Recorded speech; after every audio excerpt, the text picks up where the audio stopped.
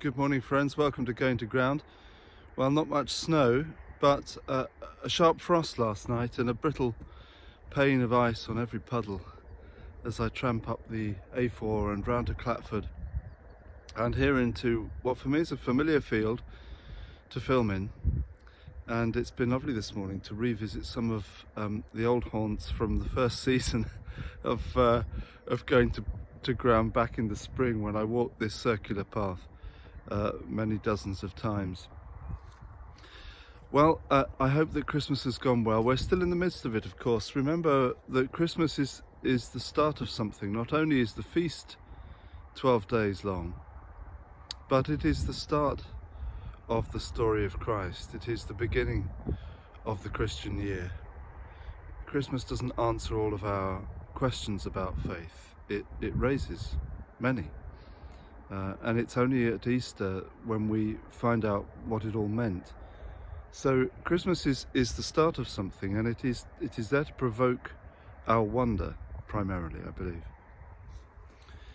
And the task perhaps for the Christmas season, as the wrapping gets cleared away and life begins to return to normal, or as much of that as we have at the moment, is how to allow that sense of wonder to grow and not to be covered up or diminished in any way. And one of the secrets of retaining a sense of wonder in adulthood, in fact I think the key to it, is prolonged attention to simple and single scenes. This is at the heart of all art, of course, and of all poetry. I've been reading this week a miscellany of Richard Jefferies' prose. Now, if you've seen, you may know Richard Jefferies' work anyway, but I've talked about him hitherto because he lived near here. He was the 19th century's really the greatest English, I think, nature writer, and a real heir to Gilbert White and the parson who just kept a close journal of every natural occurrence in his parish and in his garden particularly. And Jefferies, although he roamed further and had plenty of urban experience as well, is a very interesting character. What comes across to me from reading these excerpts from his many books, novels, journalistic pieces, all kinds of things, and a wonderful spiritual autobiography at the end of his short life. He was younger than me when he died. He was in his late 40s, I think, called The Story of My Heart, which I commend to you. At the heart of all these is a sense of wonder and attention. And as I've read through it, I've asked myself, how on earth does he know?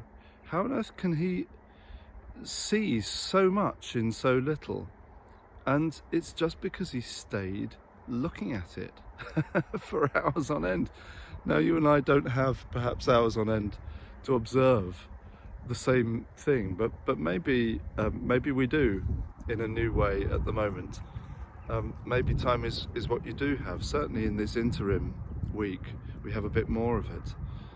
And what I am wanting to do this coming year is to pay close attention and to allow enough time to take in the place around me.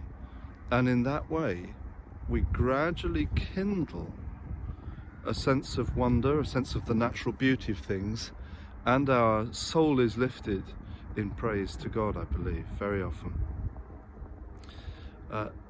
Wonder is the articulation of the it's the first, how can I put it, it's the first flame of the spiritual life, I believe. And so I pray that for you this year, that there will be enough time, perhaps this week, to attend. And there are good ways of doing that. One is to note stuff down, to journal it. Another is to sketch it, even if don't consider yourself artistic. Nobody else has to see it. just to log things down in some way, to record it. Another one is like I do, to take little pictures with your camera. And if you wrap up warm enough, you can stay in one spot for quite a while. And the more minutes you stay, even if it's not for hours, the more you see, and your wonder grows. God bless you, friends, as you go to ground.